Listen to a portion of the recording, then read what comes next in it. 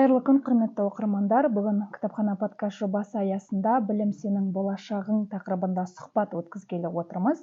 Бүгінгі қонағымыз зерделі ақыл-ой дамыту орталығының мұғалімі Иван Оралсын ағай. Қош келдіңіз, Оралсын ағай. Біздің оқырмандарға осы зерделі ақыл-ой дамыту орталығы туралы толығырақ айтып берсеңіз. Саламатсыздар ма, қайырлы күн, шақырғандарыңызға рахмет. Зерделі ақыл-ой дамыту орталығы қазір облысымыздағы ең алдыңғы қатарлардағы орталық. Орталық туралы қысқаша айта кететін болсақ, біз бірінші бастауыш буыннан бастап үлкен мектепті түлектерге дейін осы аралықта оқушылардың дайындықтарын қамтимыз. Бастауыш буын, орта буынға келетін болсақ, біз математикалық академиямыз бар, өзіміздің олимпиадалық академия. Балаларды олимпиадаға дайындаймыз. Және де Назарбаев интеллектуалды мектебі бар, зияткерлік мектебі бар, республикалық физмат мектебі бар, және де білім инновация лицейі секілді мектептерге дайындықтарына осы емтихандарын тапсыруға дайындаймыз. Және де біз бастауыш орта буынның оқушылары бізде жақсы результат көрсетеді. Мысалы, осы республика бойынша біздің оқушыларымыз үздік 3-ке, үздік 5-ке кіреді.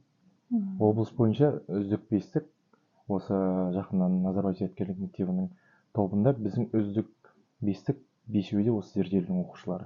Ал енді 11-ші класстарға келетін болсақ, біз 10-11-ден бастаймыз. 10-11-ші класстар ол ОБТ бөлімінде оқушыларды біз ОБТ-ға дайындық. ОБТ-да дайындық бөліп, және 10-11-ші класстардағы пәндік олимпиадаларға дайындаймыз. Оқушыларымыздың да мына ОБТ-дағы деңгейде нәтижелері ең үздік. Бізде мысалы облыс бойынша Наурыз облысы болды, ең үздік біздің оқушымыз болды. 131 балмен облыста. Өте тамаша. Енді білуімше, сіздердің орталықтарыңызға кез келген оқушы түсе алмайды. Осы зерделі ақыл-ой дамыту орталығына түсу үшін арнайы бір сынақтан өту керек, арнайы бір балды жинау керек. Осы тұрғыда айта кетсеңіз. Кез келген оқушы оқи алады, бірақ біз оқушыны қабылдамастан бұрын біз оған сынақ өткіземіз, тест береміз, ол тестілеуден өту керек. Және де оның деңгейі бойынша біз оның өзінің деңгейі бойынша сабақтарын топтарына бөлеміз. Кез келген оқушы оқи алады, бірақ деңгейіне байланысты бөлеміз біз оқушылар. Категорияға бөлеміз дейсіз. Категория емес, енді оқушының енді кейбір жерлері қай жағына қабілетті да? Сол жағында бар, және де оқушылардың біліміне қарап. Көбінесе біліміне қарап, енді біз көбінесе білім саласына жұмыс істегесін, біліміне қарап деңгейге бөлеміз. Бірақ оқушыларды біз шектеп не істемейміз олай.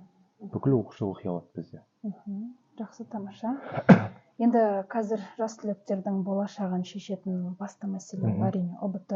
Енді осы ұлттық бірыңғай тестілеуге биыл қандай өзгерістер енгізілді? Осы ОБТ-ның жаңа форматы түлектерге қандай әсерін берді? Ең басты жаңалық енді бейіндік пәндер 50 балдан болды. Мысалы, былтырғы оқу жылында 45 балдан болса, бейіндік пәндер қазір 50 балдан, және де математика сауаттылық, оқу сауаттылық 10 сұрақтан 10 балдан және алады. Қазақстан тарихы 20 балмен қалды. Оқушыларға бұл бейіндік пәннің 50 бал жинаудың өзі үлкен, былай қарасақ, импульс деп айтуға болады, үлкен күш береді. Себебі, мысалы, оқушылар бейіндік пәнге дайындалады да, кейбір кездері, мысалы, оқу сауаттылық, математика сауаттылыққа жинай алмай қалады балдарды.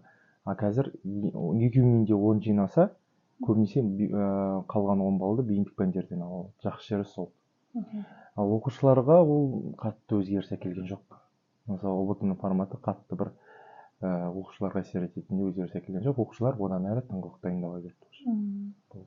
Енді бұрынғы жылдары, осыдан бір 5-10 жыл бұрын енді ОБТ форматында тек қана 125 сұрақ болды, білуімше, және де бір ғана варианты дұрыс болды жауаптардың. Ал қазір кішкене өзгерістер бар. Олар оқушыларға қалай әсерін береді? Жалпы бұрынғы формат дұрыс па, или қазіргі формат дұрыс па сіздің ойыңызша?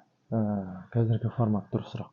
Себебі 125 балл кезінде мысалы бір жауапты болады ғой, сосын көбінесе тыңғылықты дайындалу шамалы азырақ болады. Мысалы, қазір 100 және де 140 балдың кезінде, мысалы, бейіндік пәндердің 50 балдың өзі үлкен рөл ойнайды. Мысалы, әр пәннен 25-тің кезінде 25 неге дайындалады, мысалы, 25 сұраққа да. А қазір, мысалы, 50 балл бейіндік пәндер, мысалы, оқушы сол баратын мамандығын таңдап тұр, и оқушы одан әрі оқи бастайды. одан әрі зерттей бастайды, мысалы түсіне бастайды. 140 балл өте керемет. Мысалы форматы өте керемет, мысалы одан көп те аз да керек емес. Мысалы ол оқушыны былай қарасақ өзінің бейіндік пәні және де Қазақстан тарихы дейміз, және де екі математика сауаттылық, оқу сауаттылық деген негізгі пәндер бар.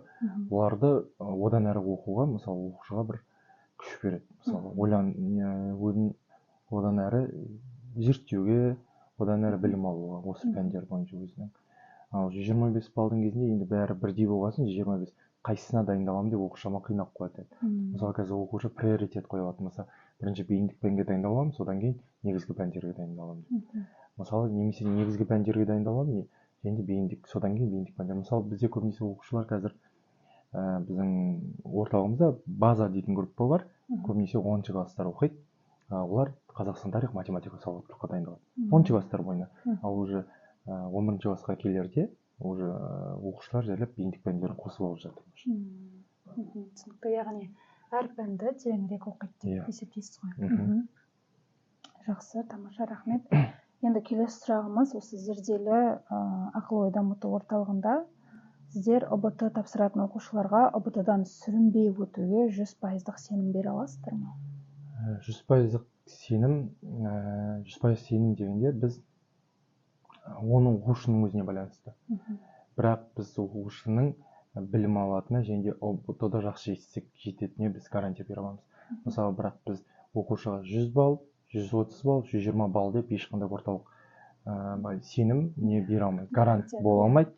Бірақ біз оқушының келгендегі және де біздің зерделіде кетерде ұбт тапсырардағы результаты едәуір үлкен болатыны, едәуір жақсы результат көрсететініне біз гарант бола аламыз. Бірақ оқушыға біз проходной алып немесе грантқа түсіреміз деген гарант бола алмаймыз. Себебі оның таңдаған пәні болады, өзінің мамандығы болады. Бірақ біздің оқушыларымызда андай проблема жоқ. Проходной ала алмай жатқан оқушы жоқ. Оқушыларымыздың 100% бәрі проходной алады. Мысалы, былтырғы оқушыларымыздың 98% зерделі облыста сол не бойынша, результат бойынша нәтижеміз бірінші орында. 98% біздегі оқушылар бәрі грантқа түсті. Себебі 3 оқушымыз бар, 3 оқушымыз енді олар Қазақстан университеттерін таңдаған жоқ, Турцияға, Польшаға кетіп қалды мысалы. Тамаша, керемет. Осы жылда енді жақсы нәтиже көрсетеміз бұйырса, бізде бандай проходной жинап, немесе түсе алмай қалған оқушылар жоқ. Ондай жоқ. Өте тамаша. Енді қазіргі мектеп бітірушілерге, жас түлектерге өзіңіздің тарапыңыздан айтатын ақыл кеңесіңіз? ұбт-ға дайындалатын болсаңыздар, шамалы ертерек дайындалыңыздар. Себебі ерте бастасаңыз, сізбен деңгейлес бірдей оқушы болуы мүмкін. Сіз ертерек одан бастасаңыз, даже мысалы 2 ай болсын, 3 ай болсын ертерек бастасаңыз, сіз едәуір озып кетесіз. Ол оқушыны, ол 3 айдан кейін дайындықты бастаса, 3 айдың ішінде сіз былай қарасақ, 3 айдың ішінде өз деңгейде 2 есеге өсіріп алуға болады. Мысалы, мұғаліммен де байланысты оқушының. Біздің зерделідегі мұғалімдер өте деңгейі мықты, олимпиадалық жүлдегерлер, пәндік олимпиадалар бар мұғалімдер арасында. Біздің зерделіге келсе, оқушы өзінің деңгейін 2 есе, 3 есе өсіріп алады. Деңгей жақсы көрсете алады. Сол ертерек бастаса, басты кеңесіміз оқушының уже результаты жақсы болады. Ертерек бастау керек және үнемі дайындық үстінде болу керек па? Иә, аз-аздан үздіксіз дейді қазір. Трендтегі сөздер. Аз-аздан жайлап результатқа жете алады. Әрбір оқушы нәтижеге жете алады. Ол оқушының білімді болуы, немесе ол оқушының бір табиғатынан потенциал болу кедергі емес. Просто оқушы еңбекқор болса, жетеді өзінің еңбегіне. Жақсы, көп рахмет. Құнды ақпараттарыңыз үшін үлкен рахмет. Енді осы зерделі ақыл-ой дамыту орталығына толығырақ тоқталайықшы. Енді ақылы, ақылы және де жас ерекшеліктері қандай, және де осы сіздердің Инстаграм парақшаларыңызды қарасақ, бір өте сондай атмосферасы қазіргі жастар тілімен айтқанда вайбы өте керемет. Яғни үнемі оқушыларыңызды қуантып отырасыздар. Жаңағы iPhone дейміз, құлаққап дейміз, Дубайға саяхат дейміз, осыларды айта кетсеңіз. Біздің зерделінің бірінші ең басқа орталықтарды баламасы жоқ, ол біздің продуктымыз, ол Дубайға жолдама. Біз 11 класс оқушыларына, жақсы нәтиже көрсеткен оқушыларға Дубайға жолдама береміз. Мысалы, осы жылы біз өзімізбен бірге оқушыларымыз біз еріп барамыз оларға. Енді біз 26 оқушыға жолдама бердік. Олар мына наурыз ұбт істейміз, алғашқы ұбт-лар наурыз ұбт-сында жақсы деңгей көрсеткен, жақсы результат нәтиже көрсеткен оқушыларымыз. 26 оқушы, олардың әрбіреуі 110 балдан жоғары алып отыр. Мысалы, ең көп алған оқушымыз 131 балл. Ол енді басқа баламасы жоқ біздің продуктымыз Дубайға жіберу. Біз былтырда оқушыларымызды жолдама бердік. Былтыр 25 оқушыға жолдама бердік. 26 оқушы, қателесім, 26 оқушыға. Және де iPhone сыйлық десек, біз енді жақсы нәтиже көрсеткен, жақсы деңгей көрсеткен оқушыларымызды біз ынталандыру мақсатында оқушылардың арасынан бәсекелес тудыру үшін жақсы деңгей білімі көрсеткен оқушыларға біз сыйақы береміз. Сыйлық береміз, немесе біз қазір жеңілдіктер береміз, немесе гранттар береміз. Мысалы, оқушыда еңбектенеді ғой білім алып. Ол еңбектің өзі ақталу керек. Сол үшін біз еңбегін ақтау үшін еңбегін бағалаймыз. Айфондар беріп. Негізі оқушылардың біздің жас ерекшелігі, біз 2-ші сынып оқушыларынан бастап 11-ші сыныпқа дейін оқытамыз. Бастауыш пен орта буын бірге. Мысалы, біз мана айта кеттім, олимпиадалық академиялық дайындықтар болады. Бізде оқушының білімін, деңгейін тексеріп, әрі қарай оның деңгейін өсіруге жұмыс жасаймыз. Және де орта буын бар, бізде 7-ші, 8-ші класстар бар. Біз оларды тоже академия, олимпиадалық, математикалық болсын, жаратылыстану ғылымдары болсын, сол бойынша біз оқушыларды дайындаймыз. Оқиды оқушылар бізде. Ал 11-ші класстар міне бізде ұбт бойынша. Енді бізде қазір мектепке дейінгі білім беру бағыты ашылып жатыр біздің орталығымызда. Желеп, оны енді желеп енді еңсеріп жатыр, меңгеріп, енді бұйырса ол бағыттарда жұмыс істейміз. Рахмет көп, сұхбатыңызға рахмет. Сіздің орталыққа тек қана шығармашылық табыс тілейміз. Ал құрметті оқырмандар, осымен подкаст жобасы аяқталды.